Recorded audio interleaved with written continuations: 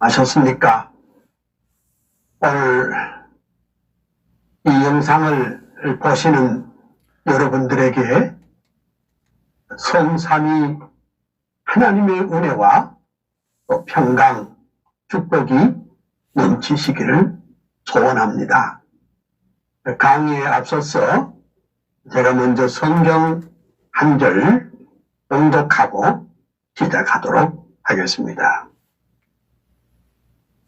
로마서 1장 16절과 17절을 봉독해 올리겠습니다. 내가 복음을 부끄러워하지 아니하노니 이 복음은 모든 믿는 자에게 구원을 주시는 하나님의 능력이 되리라. 첫째는 유대인에게요 또한 헬라인에게로다. 복음에는 하나님의 의가 나타났어 믿음으로 믿음에 이르게 하나니 기록된 바 오직 의인은 믿음으로 말미암아 살리라 함과 같으니라. 아멘.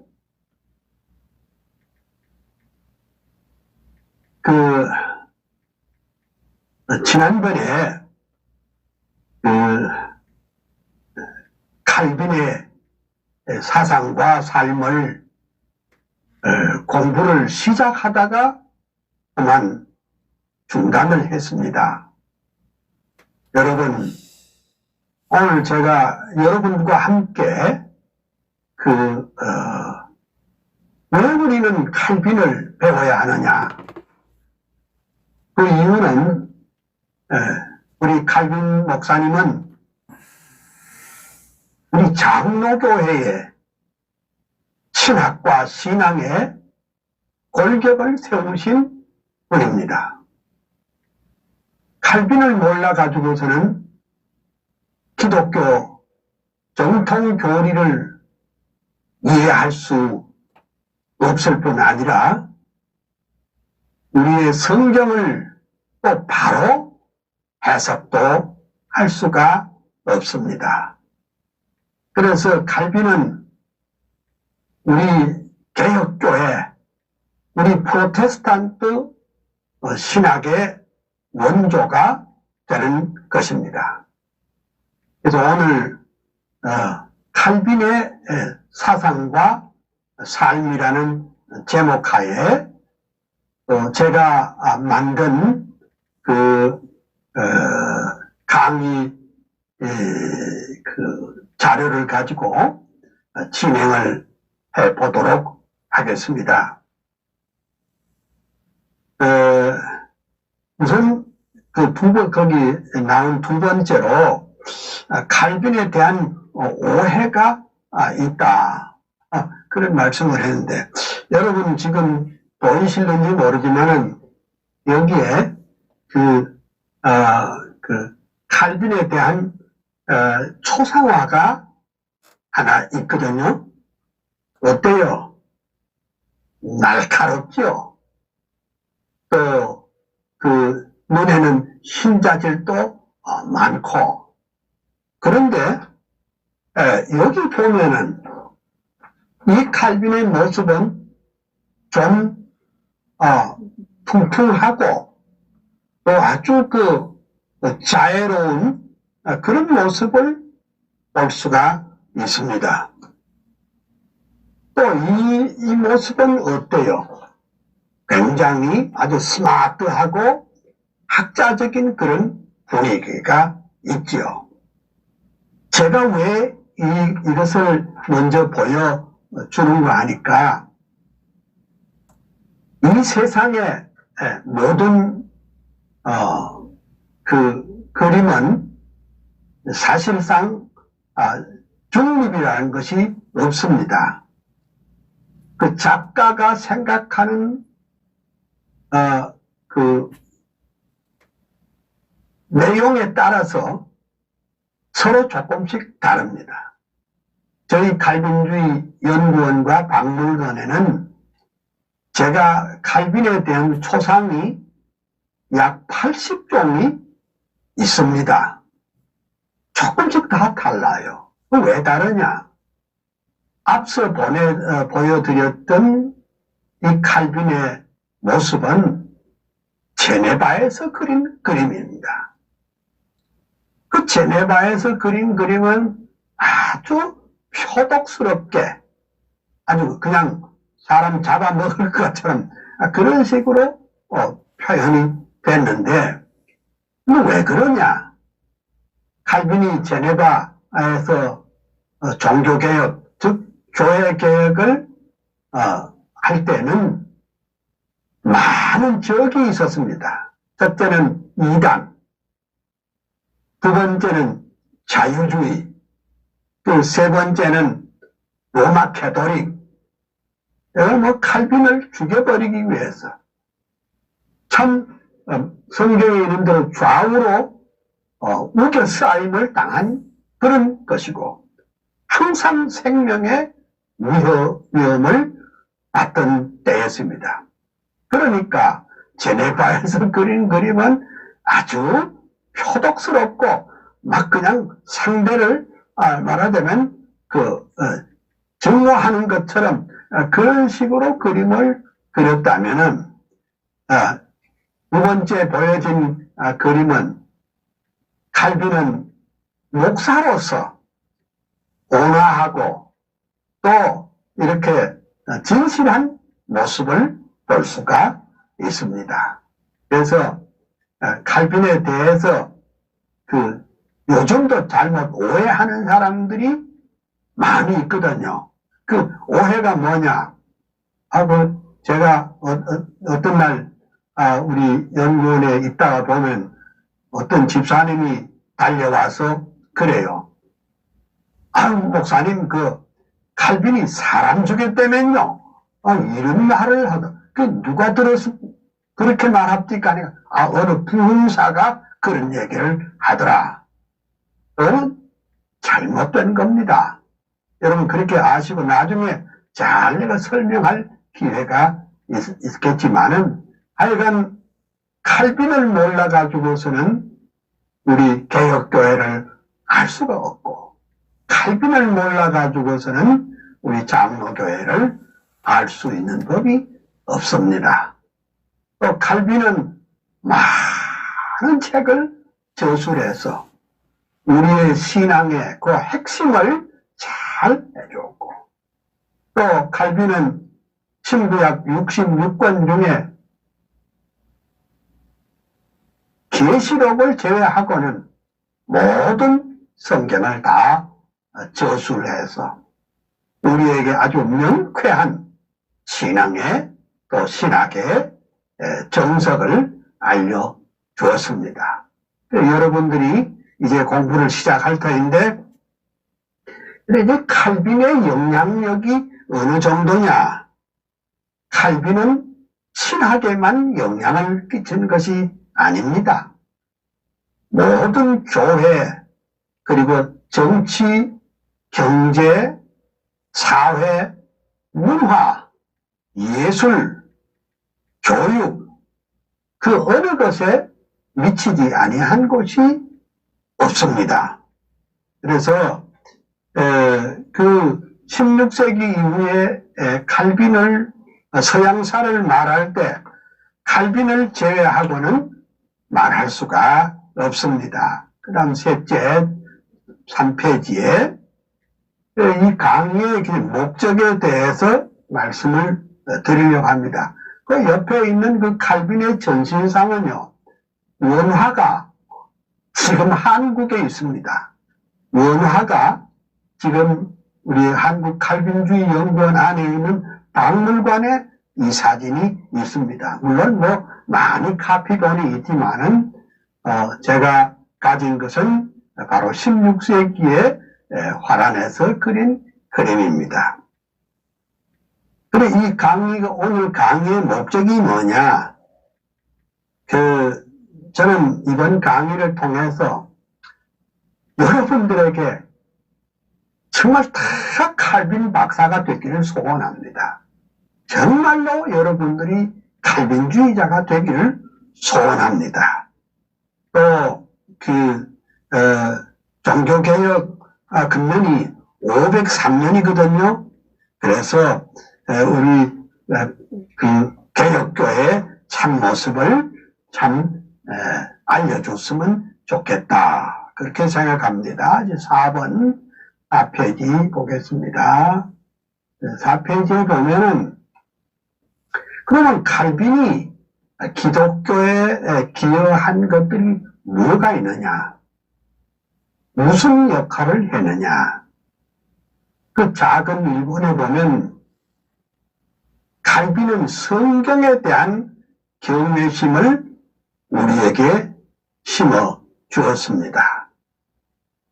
그러니까 이제 종교 개혁 이전에, 즉 교회 개혁 이전에는 로마 캐토릭이 다 잡고 있습니다. 로마 캐토릭은 성경과는 관계없어요.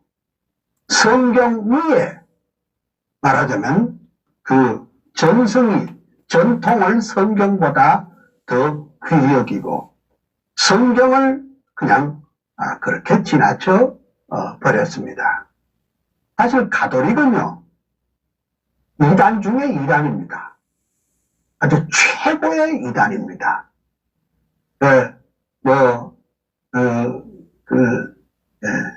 이건 조항은 곧 하나님과 같은 말로 이렇게 하는데, 그거는 아주 비성경적입니다. 그런 그 분위기 속에서, 마틴 루터가 이제 1517년에 종교개혁을 했는데, 윗덴백 정문에다가 95계절을 붙이고 이렇게 리포메이션 종교개혁을 시작을 했는데, 루터는 귀한 분입니다. 근데 루터는 참 귀한 것은 맞지만은 이분은 영국의 유명한 역사학자인 필립 샤비 말한 대로 루터는 단단한 바위산을 다이너마이트로 폭파한 사람이라고 말한다면, 요한 칼빈은 루터가 깬 바위에다가 글을 새긴 사람이라 아주 재미나는 표현을 했습니다. 근데 칼빈은 하나에서 10가지 하나님의 말씀, 성경을 중심한 그러한 진리를 확대시키고 또 체계화한 것을 말할 수 있습니다. 그러니까 칼빈의 행황은 성경의 충족성과 완전성과 권위를 확실히 믿습니다. 여러분, 오늘날도 그렇습니다. 성경의 충족성과 완전성을 믿지 않는 사람은 그 가짜 기독교입니다. 그 가짜 목사입니다. 그거는 아주 비정통입니다. 우리가 칼빈을 따르는 것은 칼빈의 인격을 따른다는 그런 말이 아니고, 칼빈이 믿었던 그 하나님의 말씀이 참되고 진리이기 때문에 우리가 칼빈을 따르는 것입니다. 또 칼빈이 견지한 성경의 절대 의존의 입장이 칼빈주의를 빨리 확산시킨 큰 요인이 됐다, 이렇게 말할 수가 있습니다. 또 칼빈의 업적은 장로교회 정치들을 바로 세운 것입니다. 이 세상에는 여러 가지 정치 형태가 있습니다. 교황 정치도 있고, 또 간독 정치도 있고, 회중 정치도 있습니다. 그러나 우리 장로교회 정치가 가장 민주적입니다. 왜 민주적이냐? 여러분들이 어떻습니까?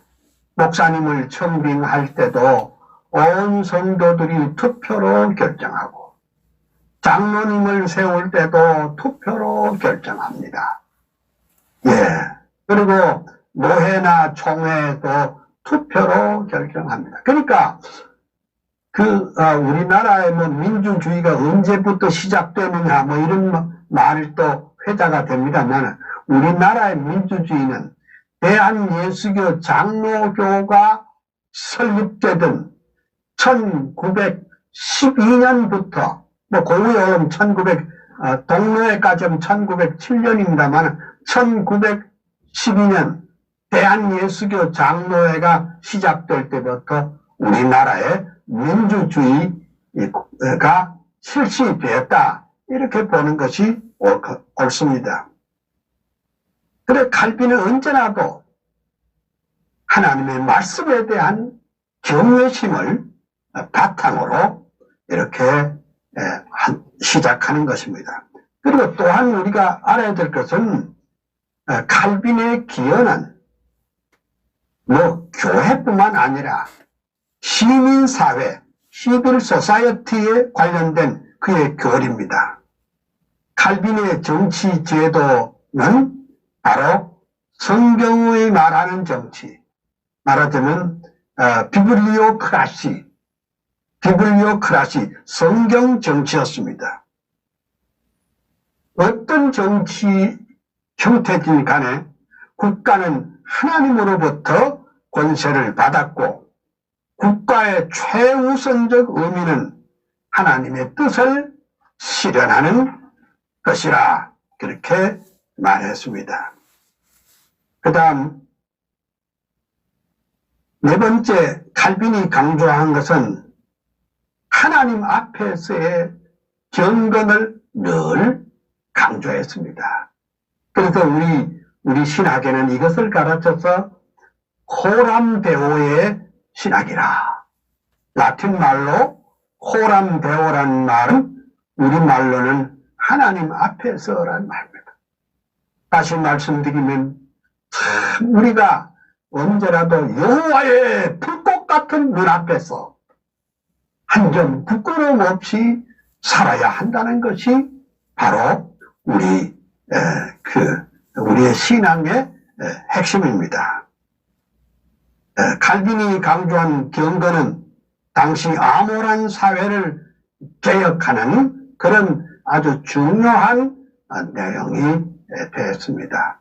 나중에 말씀드리겠지만은 그 칼빈이 제네바 아카데미를 이렇게 학교를 세운 다음에 이렇게 하나님 앞에 기도했습니다. 하나님 아버지, 이 학교가 경건과 학문이 있는 학교가 되게 하여 주시옵소서, 이렇게 기도했습니다. 그러니까 우리가 신학교라고 하는 건 두 가지가 필요합니다. 첫째가 뭡니까? 경건입니다. 경건이 빠진 신학교육은 잘못된 겁니다. 그러면 경건도 있어야 되지만은 또한 뭐가요? 학문도 있어야 하는 것입니다. 그래서 칼빈의 공헌은 신학적인 체계를 잘 잡아 놓았고, 그 칼빈의 신학은 자기가 머리에서 상상한 것이 아닙니다. 칼빈이 기독교 강요를 출판한 것이 27살 나이에 출판했습니다. 하지만은 칼빈이 실제로 기독교 강요를 집필하기 시작한 것은 25살 나이에 시작을 했습니다. 여러분, 오늘 우리가 다 자녀들을 키워보지만은 25살 먹은 우리 자녀들이 엄마 밥 줘 하는 그런 것 정도인데, 어떻게 25살 먹은 사람이 500년 전에 참 위대한 우리 개혁교회 교리집인 기독교 강요를 이렇게 쓸 수 있었을까? 네 가지 이유입니다. 첫째는 뭐냐? 칼빈은 철저하게 성경의 사람이었습니다. 칼빈은 철저하게 말씀의 사람이었습니다. 다시 말씀드리면 칼빈은 성경 박사였습니다. 근데 두 번째가 뭐냐? 두 번째는 칼빈은 어학의 천재였습니다. 히브리어, 헬라어, 라틴어의 당대 최고봉이었습니다. 특별히 라틴어는요, 자기 모국어인 불어보담도 더 유창하게 잘했습니다. 하나님께서 그렇게 그릇을 잘 준비했습니다. 세 번째는 뭐냐? 칼빈은 독서광이었습니다. 독서광. 그때 책이 막 지금 시작이 구텐베르그의 인쇄체로 책이 막 나오는데, 그때 책 가운데 여러분 알아야 될 것은 책들이 막 쏟아져 나오자 그때 당시에 유행하던 말이 있었습니다. 그 말이 뭐냐? 아드 폰테스라. 그 아드 폰테스라는 말이 뭔 말이냐 하니까 이런 말입니다. 근원으로 돌아가자. 그러니까 근원으로 돌아가자는 운동이 있었는데 꼭 같은 말을 쓰지만은 서로 다른 양쪽으로 갈라져 있습니다.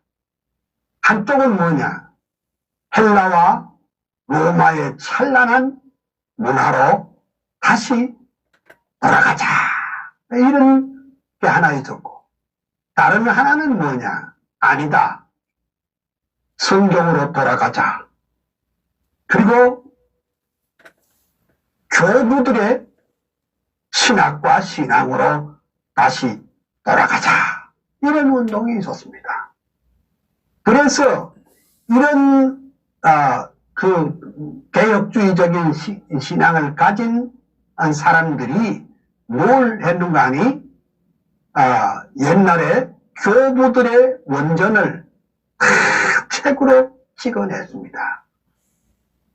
예를 들면 요한의 제자 폴리갑에서부터 시작해서 암브로스, 아다나시우스, 크리소스톰, 어거스틴까지, 그러니까 410년까지가 우리가 교부 시대라고 그러는데, 그 시대의 원고, 그 원고라는 게 뭡니까? 다 그 가죽 종이에다가 유필로 기록한 것인데, 그걸 다 거두어서 책을 만들었습니다. 그 책이 바로 교부들의 책인데, 그 책이 전부 다 우리 한국의 칼빈 박물관에 소장이 되어 있습니다. 근데 칼빈은 그 책을 다 탐독했습니다. 와, 폴리갑에서 어거스틴까지 책을 다 통독을 했습니다. 여러분, 이런 말이 있죠. 왜? 아브라함 링컨이 말하기를 책 2번 읽은 사람이 한 번 읽은 사람을 지배한다. 그런 말이 있죠. 칼빈은 독서광으로서 그때 당시에 모든 책을 다 섭렵하는 동시에 특별히 어거스틴의 책을 많이 읽었습니다. 그러니까 결국은 칼빈의 그 신학 가운데는 그 어거스틴의 하나님의 거저 주시는 은총의 교리가 핵심을 이루고 있는 거 여러분 잘 아실 줄 압니다. 인간은 자기 힘으로 구속함을 받을 수 없고 하나님의 거저 주시는 은혜로 말미암아 능력으로 말미암아 된다는 것을 말했죠. 결국 그러니까 어때요? 그 칼빈의 신학은 어거스틴 신학의 부활이라 이렇게 보는 것이 정석입니다. 그 다음에 이제 네 번째가 뭐냐? 칼빈은 레토릭의 천재입니다. 그 레토릭이란 말이 무슨 말이냐? 레토릭이란 말은 우리말로는 수사학이라고 그러는데 그 수사학이란 또 무슨 소리냐?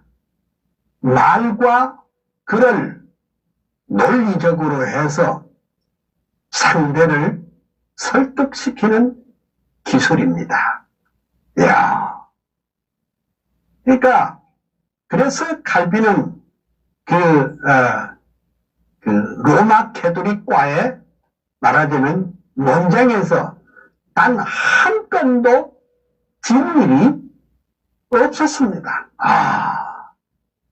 그리고 칼빈은 기독교 강요뿐만 아니라 많은 논문집을 썼고 그리고 신구약 66권을 거의 90% 이상 다 주석을 했습니다.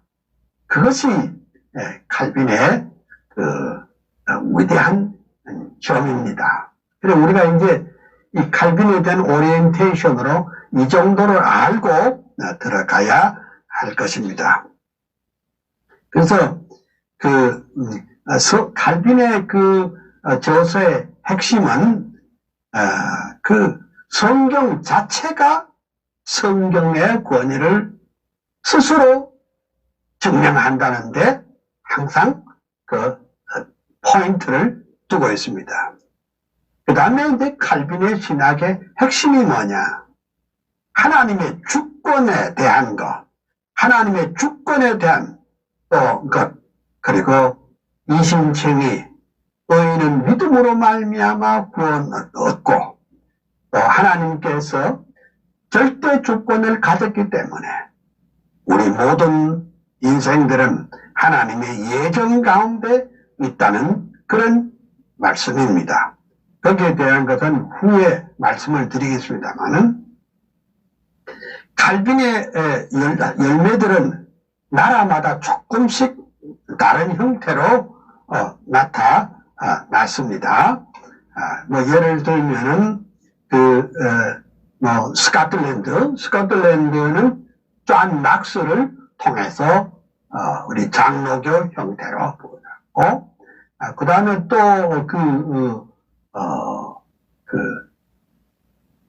네덜란드 같은 화람에는 화람 개혁교회 이렇게 발전된 그 나중에 말씀드리겠습니다. 그러면 큰 두 번째로 그러면 칼빈이 리포메이션 할 수밖에 종교개혁을 할 수밖에 없는 그런 16세기의 그 분위기는 그러면 어땠었나 그걸 한번 살펴보도록 하겠습니다.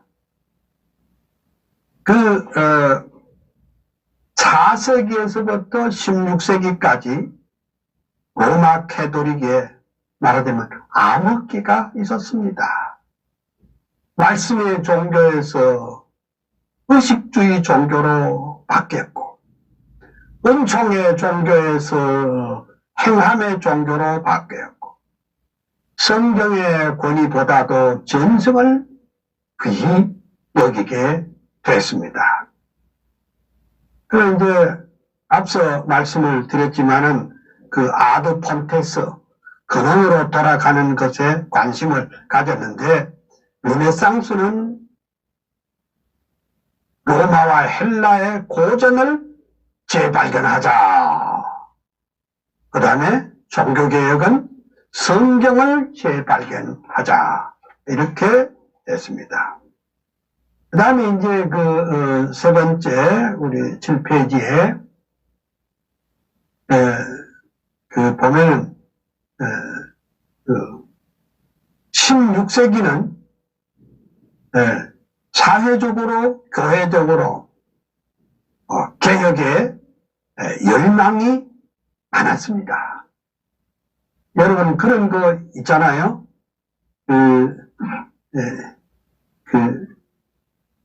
밤이 깊어지면 별빛은 더욱 찬란하게 빛난다는 말이 있지 않습니까? 그래서 너무 로마 캐토릭이 신부와 주교들과 교황의 이 타락이 많아지고, 그러니 캐토릭의 수도원을 중심으로 해서 복음적인 신앙으로 돌아가려고 하는 운동이 조금씩 일어나기 시작했습니다. 그러니까 옛날에 이제 수도사들이 하는 일이 뭐냐? 성경을 이렇게 필사하는 일들을 많이 했는데, 성경을 필사하다가 보니까 우리가 믿는 이 종교는 성경하고는 엄청 차이가 나네. 이것을 깨달았습니다. 하지만은 막 그것은 찻잔의 태풍에 불과했고, 여전히 가톨릭이 주도권을 잡고 있을 때, 그때 평신도에게 성경이 조금씩 알려지기 시작을 했습니다. 지금 7페이지를 보고 있습니다. 1페이지. 그 다음이지? 아니고, 16세기 분위기라는 게,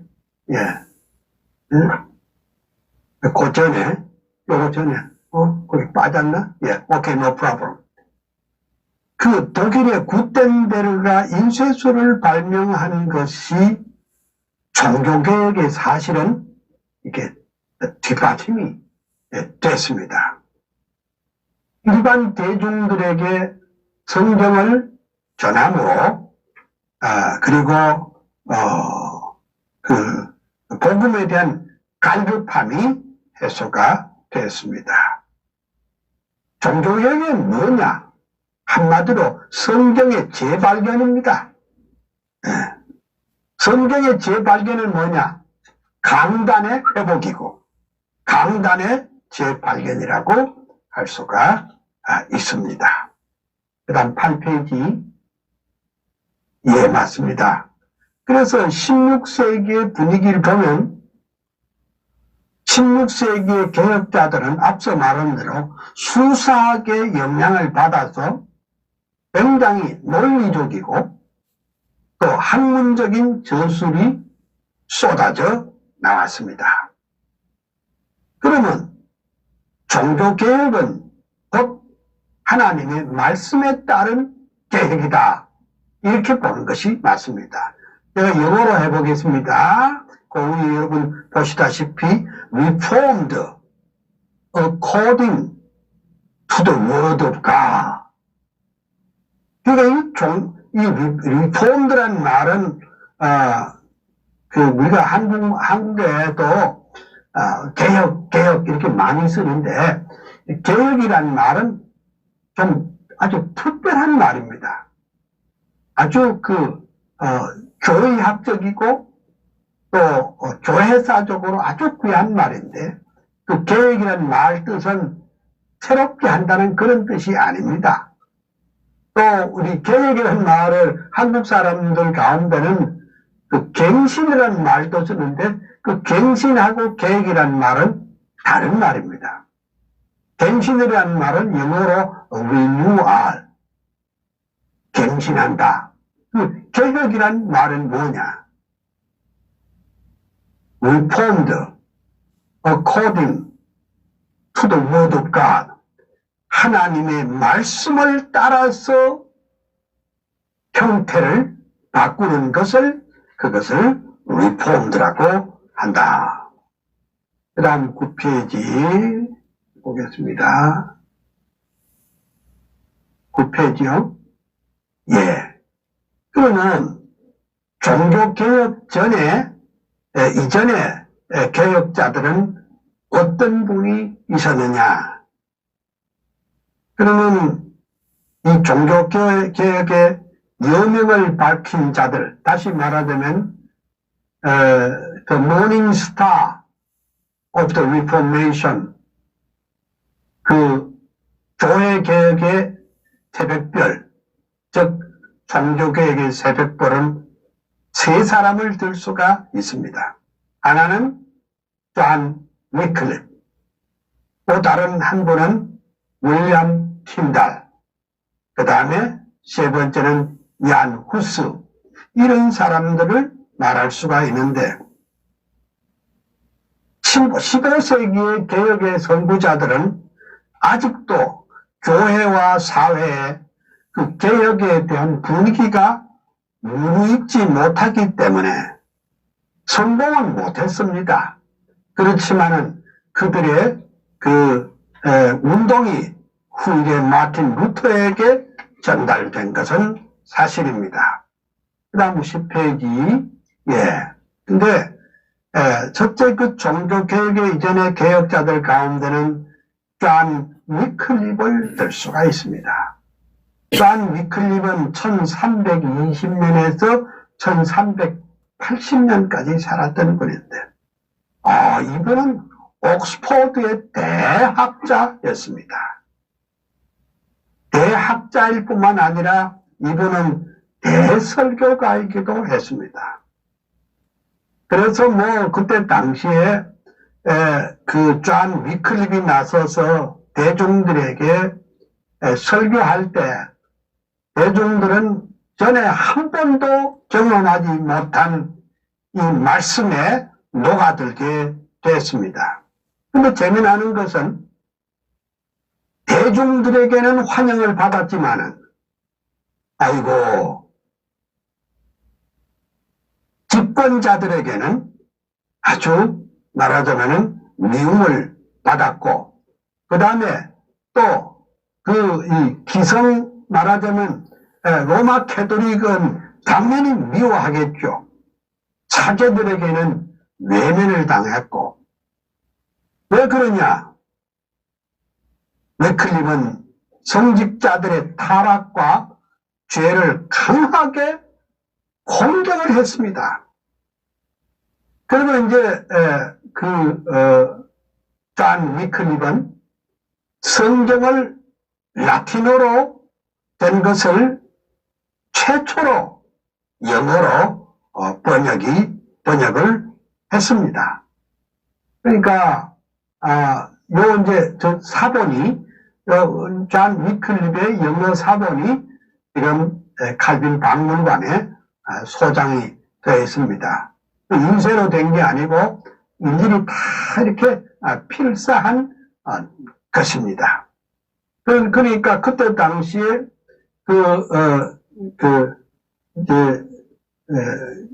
아직도 구텐베르그가 인쇄술을 발명하기 전이었기 때문에 다 이렇게 말하자면 필사를 했습니다. 근데 필사한 것이 또 다른 사람이 또 필사하고 또 필사해서 이것이 많은 사람들에게 전달되고 참 약 1000년 동안 알지도 못했던 하나님의 말씀의 맛을 그 영국 시민들이 보게 되었습니다.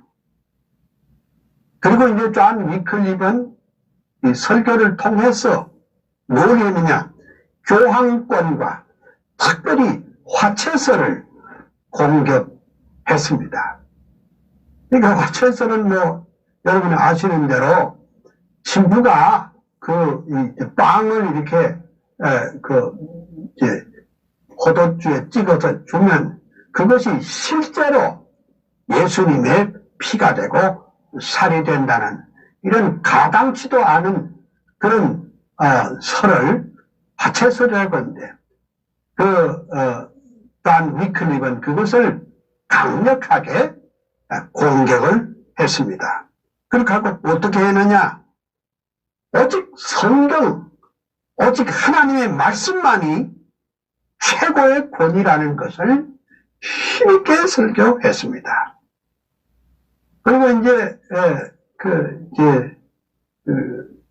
여기 이제 신부들은 라틴어를 가지고 그냥 그 주문 외우듯이 이렇게 했기 때문에 그 일반 성도들은 무슨 말인지 하나도 모릅니다. 모르면서 그냥 미사에 참여하는 정도였죠.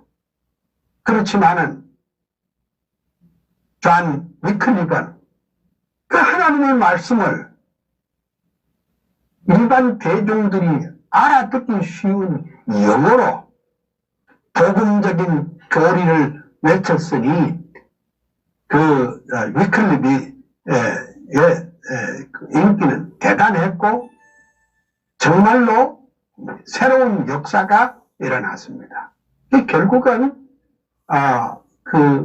로마 가톨릭 당국과 정부가 합작을 해서 결국은 존 위클립이 자연사한 다음에 약 30년 후에 무덤을 파가지고 그것을 다시 한번 화장을 한번 한 연후에 그것을 또 뼈를 이렇게 갈아가지고 아르곤이라는 강에다가 뿌렸습니다. 이게 무슨 뜻이겠습니까? 앞으로 그 성경 번역하는 놈이 있으면 이렇게 철저히 추적해서 죽여버린다. 그런 그 경고의 메시지가 됐습니다. 하지만은 위클립이 뿌린 그 씨앗은 말하자면 그 복음은 여전히 살아서 움직이는 줄 믿습니다. 그 다음 11페이지. 그 다음에 이제 윌리엄 틴달을 볼 수가 있는데, 윌리엄 틴달은 1490년에서 1536년까지 살았던 분인데, 이 윌리엄 틴달은 위클립이 만들었던 성경보다 더 자세하게, 완벽하게 성경을 번역을 했습니다. 그래서 어떤 학자들은 틴달의 성경을 틴달은 영역 성경의 아버지라 이런 말을 했습니다. 그리고 이제 틴달은 노천 설교, 거리에서 설교를 잘했습니다. 틴달은 어떻게 그러면 성경을 잘 설교할 수 있었느냐? 틴달은 히브리어와 헬라어에서 성경을 번역을 했습니다. 그런데 윌리엄 틴달은 그만 오늘의 베르기의 수도인 브뤼셀에서 화형을 당했습니다. 하나님의 말씀을 영어로 번역했다는 이유와 거리에서 설교했다는 이유로 화형을 당했습니다. 그런 다작가로서 인간의 구원은 오직 믿음으로 말미암아 의롭게 된다는 이신칭의 교리를 명쾌하게 증거를 했습니다. 그러면서 성경만이 최고의 우임을 주장하고 교황을 확실하게 비판하기 시작을 했습니다. 그 다음에 이제 다음 페이지, 12페이지. 그 다음 세 번째는 잔 후스 또는 얀 후스라고 말하는데, 얀 후스는 1373년에서 1415년까지 일을 했는데, 후스는 존 위클립의 영향을 제일 많이 받았습니다. 후스는 오늘의 프라하 대학의 총장을 지내면서 프라하 시내에 있는 베들레헴 교회라는 교회, 저도 한번 거기 가서 가본 일이 있는데, 베들레헴 교회에서 주일마다 말하자면 설교를 했습니다. 그 설교하면서 뭐라고 그러느냐? 우리의 신앙과 생활에 오직 참된 표준은 하나님의 말씀뿐이라는 것을 힘있게 외쳤습니다. 그래서 여러분 어때요? 지금은 이 말씀을 우리 목사님들이 늘 하는 말씀이지만은, 그때 당시에 우리의 신앙과 생활의 유일한 법칙은 하나님의 말씀이라고 뜨겁게 외친 것은 그건 생명 내놓고 하는 말이지 그냥 하는 것은 아니었습니다. 그러니 얀 후스는 개혁자로서의 기반을 확실히 다졌습니다. 그래서 자연스럽게 후스는 당시의 교황청과 교회의 부패를 아주 확실하게 공격을 했습니다. 그렇기 때문에 존 위클립은 존 후스는 위클립의 추종자이자 사실은 마틴 루터의 선구자가 됐다, 이렇게 볼 수가 있습니다. 그러니까 이제 체코의 가톨릭은 후스를 가만두겠어요? 그러니까 1410년에 후스를 이단으로 정죄하고 파문했습니다. 그리고 1415년 화형대에서 장작불에다가 불을 붙이고 그 위에다가 태워 죽였습니다. 요 이제 13번 보세요. 13페이지 보세요. 예, 13요 이제 그때 당시에 얘를 그림으로 그린 내용입니다. 근데 이제 막 순교하기 직전에 두 마디를 했습니다.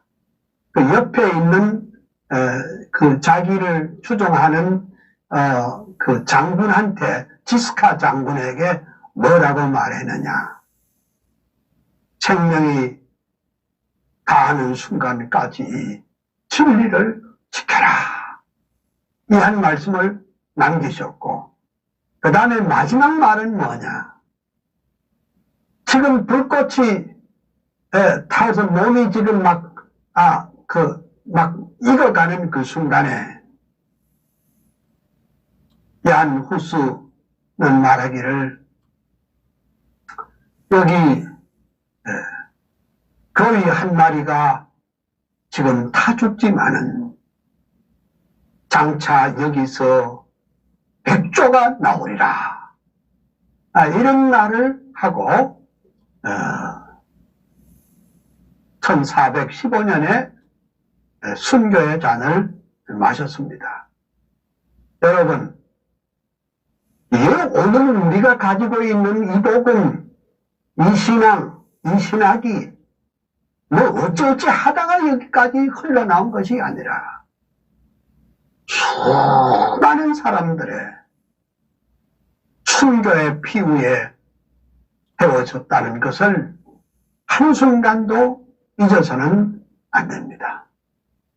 이 순교의 정신으로 교회를 지켜야 교회가 지켜질 수가 있고 진리를 지킬 수가 있습니다. 근데 이제 정말 후스의 예언대로인가? 딱 100년 만에 칼빈의 선각자로서 마틴 루터가 나타납니다. 앞서도 말씀드렸지만은 루터는 단단한 바위산을 다이너마이트로 폭파한 사람이라면 칼빈은 루터가 깬 바위에다가 글을 새긴 사람이라.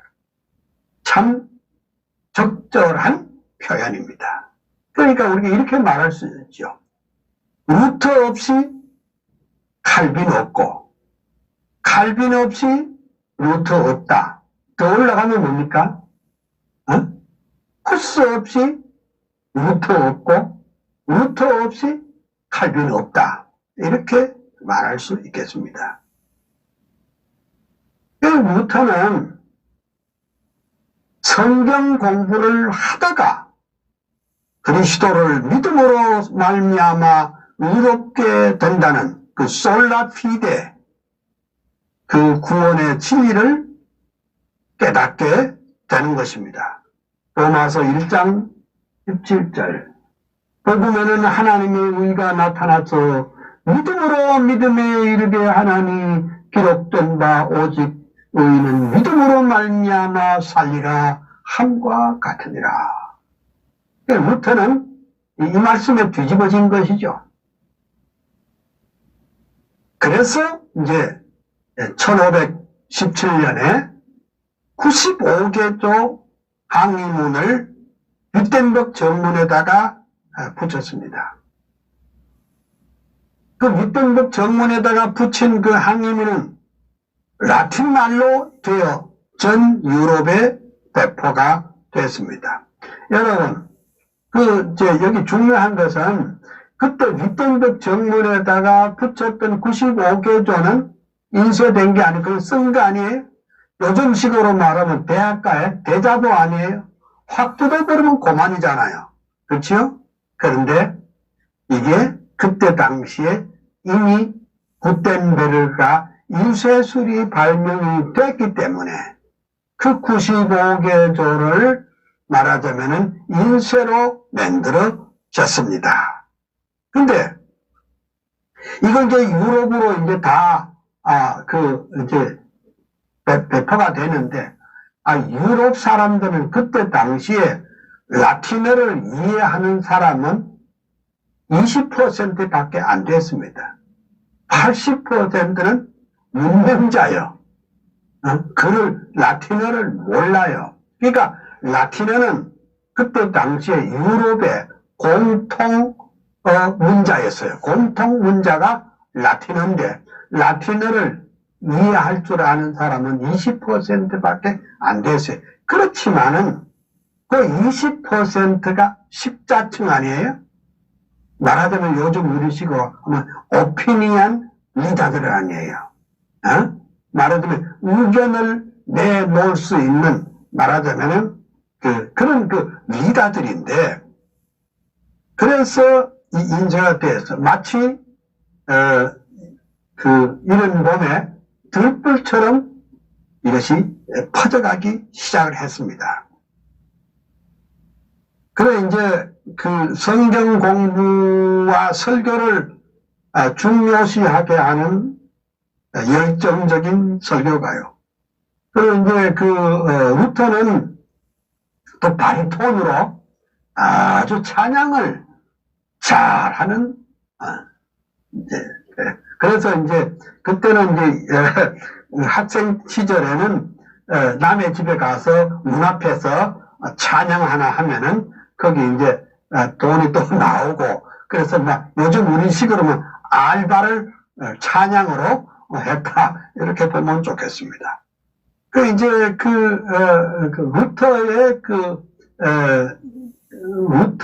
그 공격은, 우리 식으로 쌍권총이죠. 하나는 교황, 하나는 황제, 양쪽에 모두 다 도전했던 그런 설교자입니다. 예수 그리스도가 성경의 중심 주제가 되어야 된다.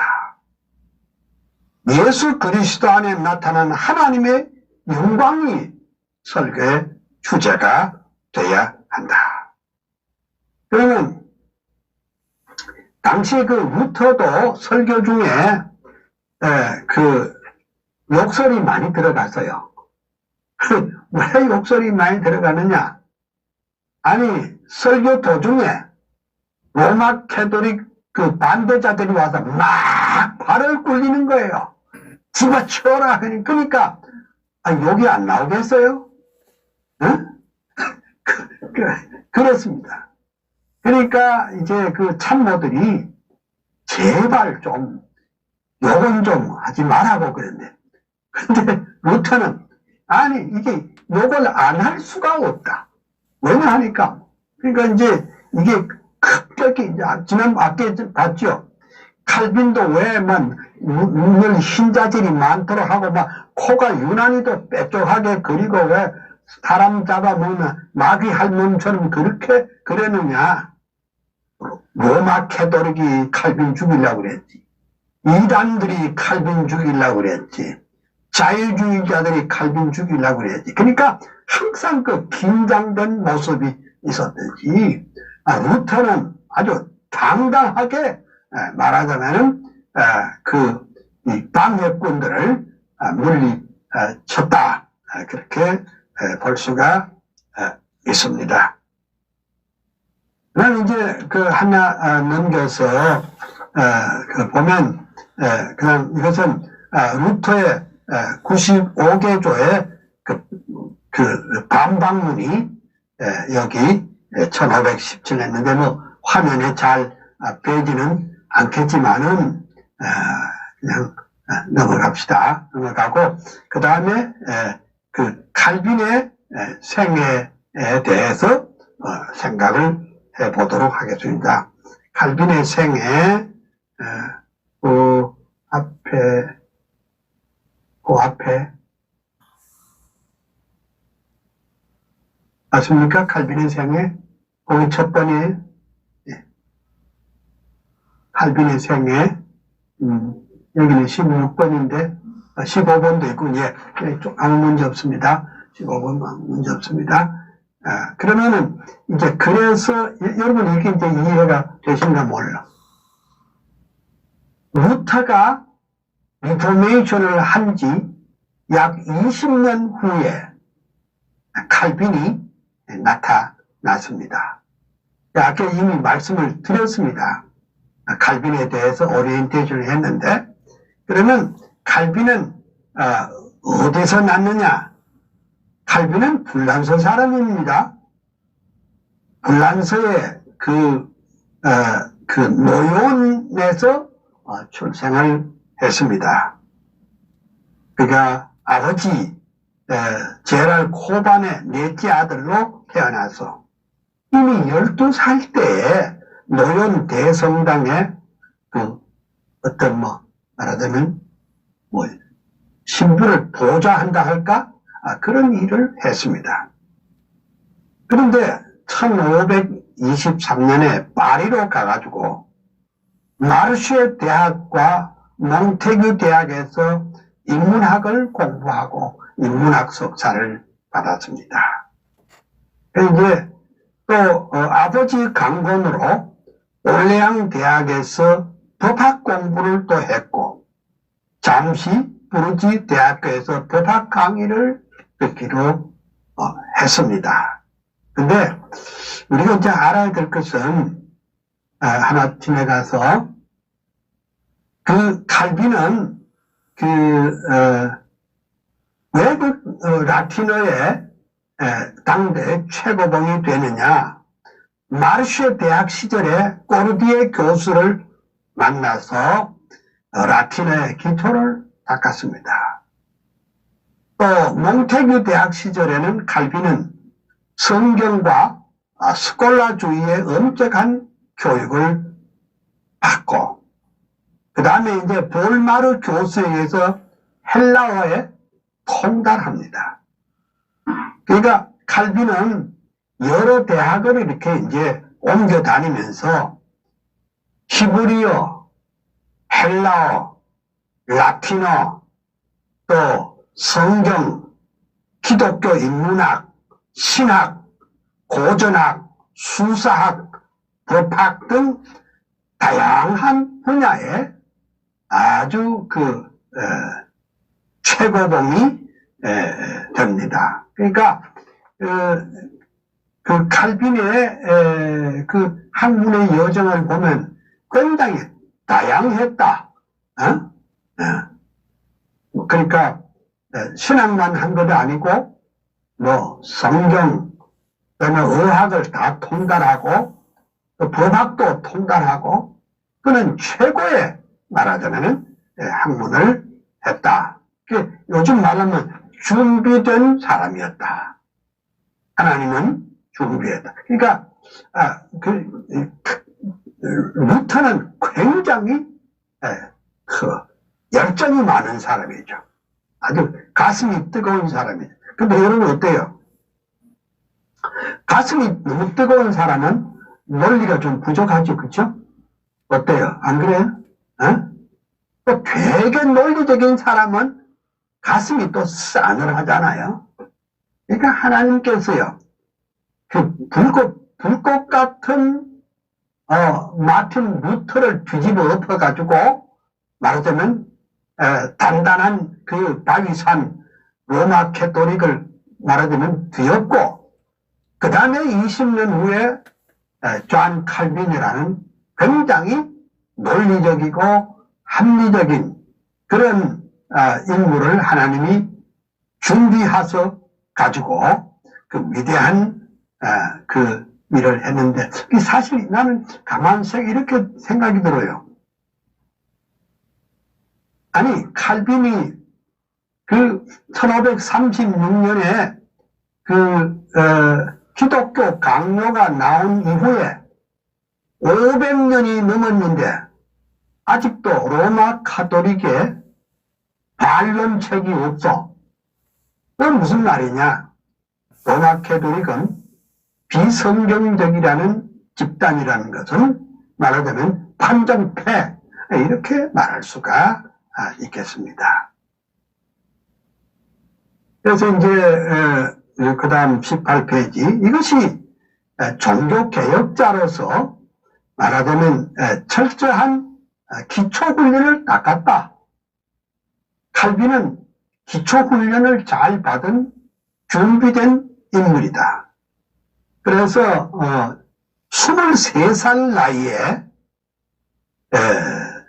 그 세네카의 관용론에 대한 주석을 쓰고 학계에 인정을 받습니다. 이제 그 다음 페이지에 보면은 그 칼빈이 언제 회심했는지 잘은 모릅니다. 뭐 요새 어느 사람은 뭐 매달 며칠 몇 시에 회심했다 이런 말을 쓰는 사람이 있지만은 칼빈은 그 아마 1533년 또는 34년 그 사이에 회심을 한 걸로 볼 수 있습니다. 그래도 시편 주석에 그것이 약간 나와 있거든요. 처음 나는 로마 교회 미신에 너무 완고하게 성실했기 때문에 쉽게 이 깊은 진창에 헤어날 수가 없었다. 그러나 하나님은 나를 갑자기 회심시켰다. 하나님은 이 회심을 통해서 내 마음을 정복하시고 교훈할 수 있는 마음으로 삼으셨다. 이 회심한 이후에 법학 공부를 그만두고 성경 연구와 종교개혁 사상 연구에 충실했다. 이렇게 볼 수 있는데, 그러면 종교개혁 사상에 충실했다는 게 뭐예요? 그러니까 칼빈은 종교개혁 시대 제2기에 소속됩니다. 루터, 조잉글리 뭐 이런 사람들의 책을 또 판독을 많이 했지요. 그래서 1534년 5월 4일에 칼빈은 로마 캐토릭에서 주는 그 성직록을 아마 그런 뭐 앞으로 이제 그 성직록을 받으면 거기에 무슨 그 재정 지원이 있었던 것 같네요.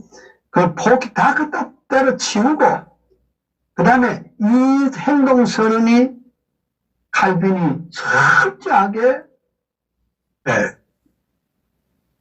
회개하고 회심해서 복음으로 돌아왔다는 그런 증거가 되겠습니다. 그 후로 칼빈은 철저히 하나님의 말씀, 성경으로 돌아섰고 교부들의 사상을 깊이 연구했습니다. 특별히 어거스틴의 사상을 깊이 있게 연구했습니다. 앞서도 말씀드렸지만은 칼빈의 종교개혁은 다시 말씀드리면 교부신학의 부흥이다. 어거스틴 신학의 부흥이다. 이렇게 볼 수 있었습니다. 칼빈은 루터보다도 더 정확하게, 더 철저하게, 더 조직적이고 더 논리적으로 개혁주의 신학을 확립했습니다. 그러면 이제 루터주의는 말하자면은 한마디로 루터 교회는 주로 북유럽을 중심으로 해서 이렇게 퍼져나갔습니다. 근데 우리가 이제 칼빈의 그 신상에 대해서 칼빈은 어떤 인물이냐 그걸 좀 생각을 볼 필요가 있는데 칼빈은 이제 인간적으로 생각해 볼 때 참 불행한 사람이라고 볼 수 있습니다. 왜 불행했느냐? 늦게 결혼했습니다. 아주 늦게 결혼을 했습니다. 그리고 일찍 부인을 잃고 아들도 일찍 죽고 평생 헐헐단신으로 홀로 살았습니다. 건강이 얼마나 나빴느냐 우리가 익히 아시는 대로 칼빈은 걸어다니는 병원이라 했습니다. 기관지 천식에다가 위장병에다가 뭐 신경통에다가 저건 뭐 누구 말을 빌리면 합병증이 뭐 13가지라는 말도 있는데 잘 모르겠습니다. 또 위장이 나쁘니까 식사를 못 하잖아요. 식사를 못 하기 때문에 하루에 한 끼 정도밖에 할 수 없었다고 합니다. 그리고 회심 이후에는 파리로 돌아와서는 사건에 연루되어 피난하는 신세가 됐습니다. 그래서 말하자면 쫓겨다니면서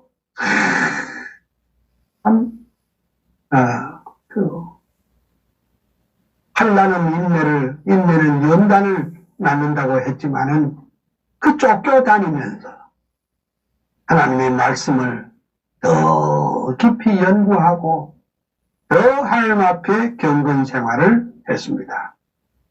그래서 1533년에 파리 대학 총장이자 칼빈의 친구인 니콜라스 콥의 총장 취임 연설에 루터의 이신칭의의 교리를 지지하는 글을 썼다고 해서 콥도 칼빈도 그냥 피난 가게 됐고 그 피난간 곳이 어디냐? 스위스의 바젤로 도망을 갔습니다. 성경에 고난당한 것이 내게 유익이라 했듯이 칼빈은 그 고난 중에 에라스무스에게 가서 성경 연구 방법론을 배우기도 했습니다. 그런데 그 피난 중에 1536년에 불후의 명작인 개혁신학의 총체적 체계인 기독교 강요를 출판하기에 이르렀습니다. 만약에 칼빈에게 이런 환란이 없었던들 이런 대작이 나올 수 있었을까? 이런 환란 때문에 오히려 하나님께 더 가까이 되겠고, 이런 환란 때문에 성경의 깊은 진리를 깨닫고 또 복음의 깊은 진리를 깨닫고 또 이렇게 그 불후의 명작을 남길 수 있게 됐습니다. 그러니까 이제 기독교 강론은 27살 나이에 우리 프로테스탄트 골격을 세우는 기념비적인 저술이었습니다. 그리고 이제 제네바의 생피에레 교회에서 2년간 목회하던 중에 나 보면 한국이나 그리스나 프랑스나 다 비슷한 것 같아. 그러니까 생피에레 교회가 참 큽니다. 지금 우리 한국의 충현교회 비슷하다 이렇게 보면 좋은데 그 교회 담임 목사 2년 목회하던 동에 아이고 그러니까 칼빈은 사실은 종교개혁자이지만은 불란서 사람 아닙니까? 그죠? 응? 그러니까 토백이 제네바 사람들은 칼빈을 못 살게 굴었습니다. 설교를 잘 듣지 않고 설교하면서 잠기침하고 발을 구리고 이런 짓들을 하면서 칼빈을 아주 망신을 주기도 했는 거. 그래서 그만 2년간 목회하던 생피에레 교회에서 추방을 당하고 저 스트라스부르크에서 피난 가는 중에 또 거기서 위대한 저술을 남기고 목회의 깊은 체험을 하게 됐습니다. 환난은 인내는 연단을 낳느니라. 다시 말하자면 이런 환난 중에 칼빈은 거기서 뭘 쓰느냐? 로마서 주석을 썼습니다. 이야. 그리고 거기서 이제 또 피난 온 사람들을 위한 목회를 또 하게 됐습니다.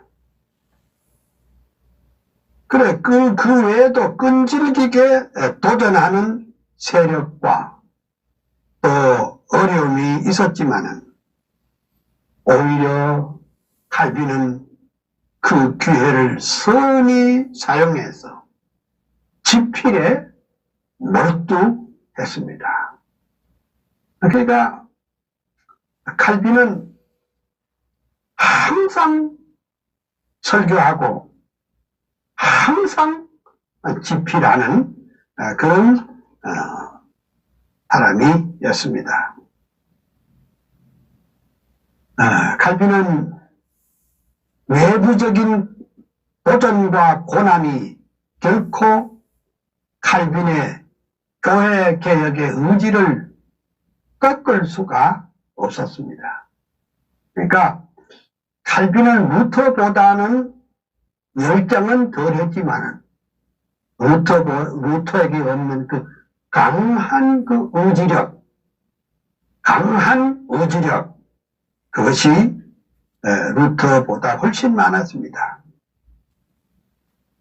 이제 1564년 5월 27일 주님의 부르심을 받을 때까지 건강이 악화되고 고독과 악선전의 고통 속에서도 굴하지 않고 개혁주의,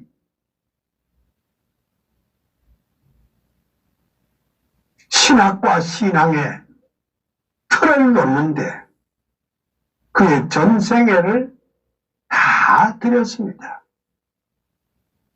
약한 자를 들어서 강한 자를 부끄럽게 하시는 하나님의 손길이 그와 함께 했기 때문입니다. 저희 칼빈 박물관에 많은 사람들이 이렇게 찾아와서 이런 말을 합니다. 아이고 목사님, 어떻게 평생에 그 칼빈의 자료를 놓으시고 어떻게 칼빈 박물관을 만드셔서 지금 여기까지 이렇게 왔습니까? 이렇게 질문하는 사람들이 참 많습니다. 그때 제가 대답하는 말이 하나 있습니다. 예, 저는 칼빈의 위대함을 예찬하려고, 찬양하려고 한평생 이렇게 한 것이 아닙니다. 거꾸로 그 병약하고 그 고독하고 그리고 한 연약하고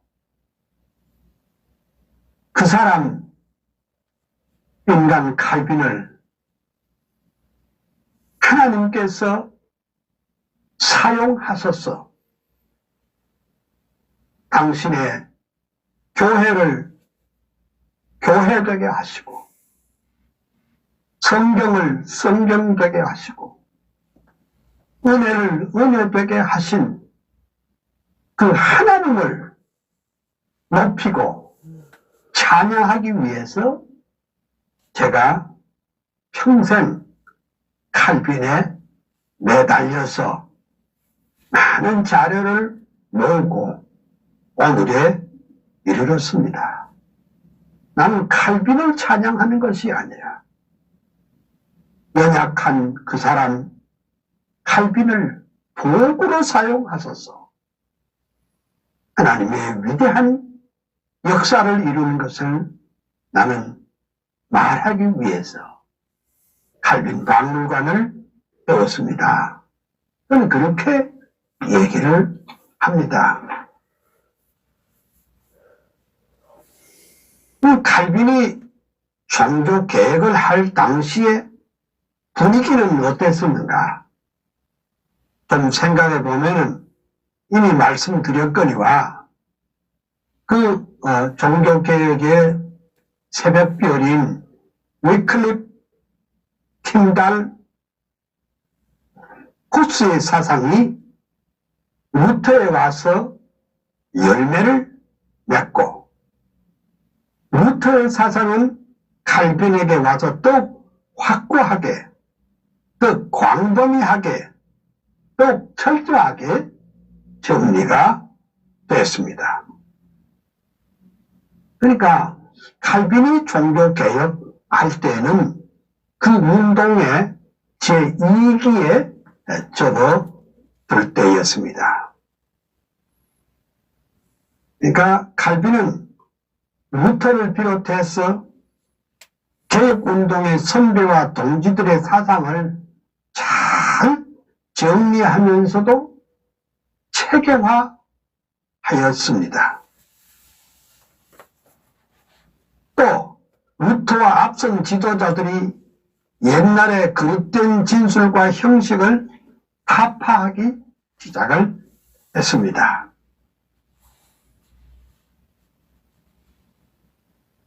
(26페이지) 당시의 종교개혁 운동은 몇 가지로 나눠 볼 수 있습니다. 첫째는 설교입니다. 교회 개혁은 말씀을 증거하는 설교를 통해서 되어졌습니다. 지금도 마찬가지입니다. 설교하는 목사님이 개혁신앙에 바로 서 있으면 교회는 개혁되어지는 것입니다. 말씀에서 벗어나서 그냥 인본주의 사상으로 사람 높이는 그런 사상으로 나가면 교회는 실패할 수밖에 없습니다. 설교, 개혁은 강단으로부터 시작돼야 할 것입니다. 두 번째는 저술입니다. 책을 끊임없이 출판하는 것입니다. 왜냐? 말은 그때 듣는 순간부터 바로 잊어버리기 쉽지만은 그런 오랜 세월 동안 활자가 남아있고 종이가 남아있는 한 그 책은 책을 읽는 사람에게 큰 영향을 주게 돼 있습니다. 이제 이번 주가 아브라함 카이퍼가 서거한 지 100주년 되는 주간이지만은 카이퍼는 평생 223권의 저서를 남겼습니다. 그 223권의 저서가 뭐냐? 다 사람들을 활자를, 책을 통해서 사람들을 깨우는 것이었습니다. 칼빈도 마찬가지였습니다.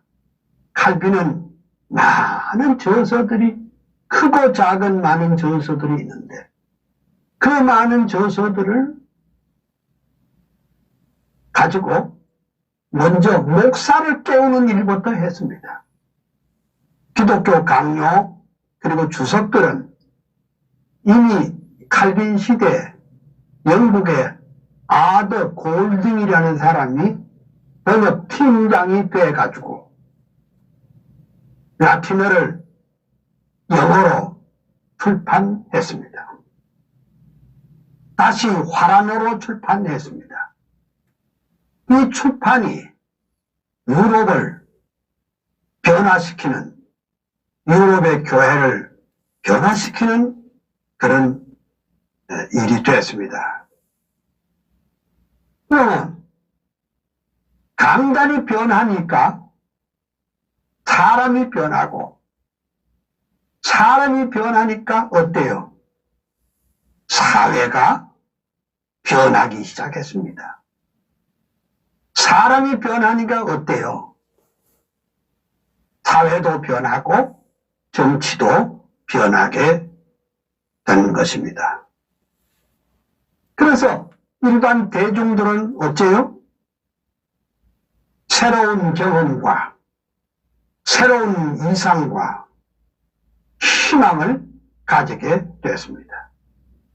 복음이 사람을 살릴 뿐 아니라 복음이 우리들에게 희망을 던져주는 것입니다.